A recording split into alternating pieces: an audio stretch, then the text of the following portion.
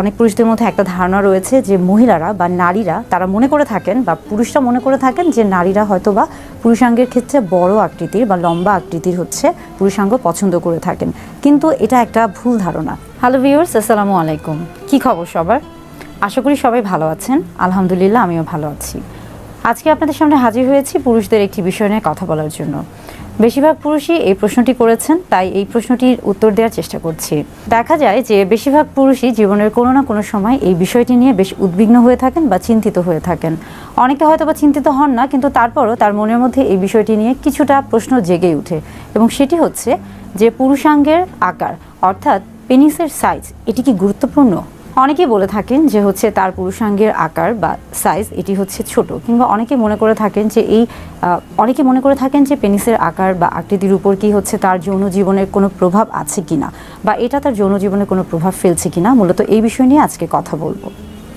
ছোটবেলা থেকে আমরা যখন বড় হই, বিশেষ করে হচ্ছে পুরুষদের ক্ষেত্রে যদি বলে থাকি, বা হচ্ছে শিশু থেকে যখন একজন কিশোর হচ্ছেন এবং কিশোর বয়স থেকে যখন সে প্রাপ্তবয়স্ক পুরুষে পরিণত হচ্ছে, দেখা যায় যে বয়ঃসন্ধিকালীন সময়ে তার ভিতরে বিভিন্ন রকমের পরিবর্তন আসে, এবং এই পরিবর্তন যেমন একদিকে শারীরিক তেমনি কিন্তু মানসিক পরিবর্তন যেমন হচ্ছে ভিতর থেকে হতে থাকে আস্তে আস্তে, কিন্তু শারীরিক পরিবর্তনটা যেহেতু শরীরের বাহ্যিকভাবে দেখা যায় এবং অনেক সময় সেটা বোঝা যায়, তো তখন কিন্তু একজন বয়ঃসন্ধিকালীন সময়ে একজন পুরুষের মনে, বয়ঃসন্ধিকালীন সময়ে একজন কিশোরের মধ্যে অনেক ধরনের প্রশ্ন জাগে, এবং এই প্রশ্নের উত্তর খুঁজতে গিয়ে সে কিন্তু দেখা যায় যে বিভিন্ন ধরনের মিডিয়ার উপর অভ্যস্ত হয়ে পড়ে বা নির্ভরশীল হয়ে পড়ে। এখানে মিডিয়া বলতে বোঝাচ্ছি, দেখা যায় যে তার মনের ভিতর যে প্রশ্নগুলো আছে সেগুলোর অজানা প্রশ্নের যে উত্তরগুলো সে খুঁজতে চায়, সেগুলো দেখা যাচ্ছে যে সে কাছের পরিচিত কারো কাছ থেকে শুনে, অথবা কোনো চটি বই থেকে পড়ে, কিংবা অনেক সময় দেখা যায় যে পর্ন থেকে দেখে, বা এই ধরনের বিভিন্ন জায়গা থেকে সে বিভিন্ন রকমের তথ্য সংগ্রহ করে, এবং এই তথ্যগুলোর সমন্বয়ে সে একটা সারাংশে আসে, এবং সে নিজের মতো করে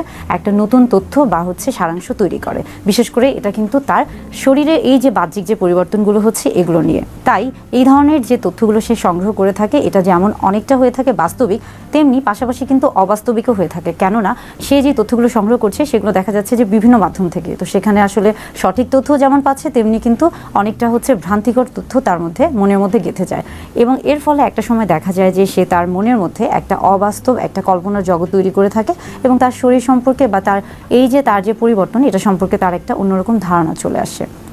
প্রাপ্তবয়স্ক পুরুষ থেকে শুরু করে কিশোরদের ক্ষেত্রে সবার ক্ষেত্রে একটা বিষয় খুবই কমন, বা একটা বিষয় অনেক বেশি দেখা যায়, এবং সেটা হচ্ছে যে পুরুষাঙ্গের আকার নিয়ে অনেকেই মনে করে থাকেন। দেখা যায় যে আমরা ছোটোবেলা থেকে আমরা বিভিন্ন রকমের হচ্ছে সামাজিক দিক থেকে বিভিন্ন ধরনের কালচারে যেহেতু আমরা অভ্যস্ত, তো ছোটোবেলা থেকে আমরা একটা জিনিস শিখে আসছি যে সাইজের ক্ষেত্রে আমরা যদি আসি বা আকারের ক্ষেত্রে আসি, ছোট এবং বড় এই যে দুটো বিষয় আমাদের মধ্যে কাজ করে। ছোট বলতে অনেক সময় আমাদের মধ্যে বেশিরভাগ ক্ষেত্রে কাজ করছে যে ছোট মানে হচ্ছে সেখানে নিচু, বা সেখানে ক্ষুদ্র অংশ, বা সেখানে হতে পারে যে সব কিছু অনেক কম।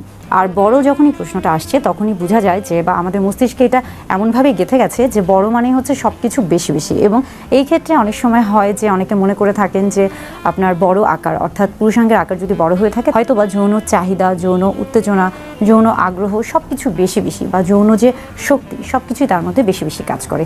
এই জন্য একটা ভ্রান্ত ধারণা রয়েছে যে যখন কারো পুরুষাঙ্গের আকার বড় হয়ে থাকে, অর্থাৎ সে তখন হচ্ছে অনেক বেশি শক্তিশালী বা যৌন শক্তি চাহিদা সম্পন্ন পুরুষ হয়ে থাকে। এটা একটা যেমন হচ্ছে ভুল ধারণা। অনেক পুরুষদের মধ্যে দেখা যায় যে একটা ধারণা রয়েছে যে মহিলারা বা নারীরা তারা মনে করে থাকেন, বা পুরুষরা মনে করে থাকেন যে নারীরা হয়তো বা পুরুষাঙ্গের ক্ষেত্রে বড় আকৃতির বা লম্বা আকৃতির হচ্ছে পুরুষাঙ্গ পছন্দ করে থাকেন, কিন্তু এটা একটা ভুল ধারণা। বিশেষ করে মহিলাদের ক্ষেত্রে যখনই আমরা দেখছি বা মহিলাদের ক্ষেত্রে যখনই আসছি, আসলে মহিলারা সবসময় চায় যে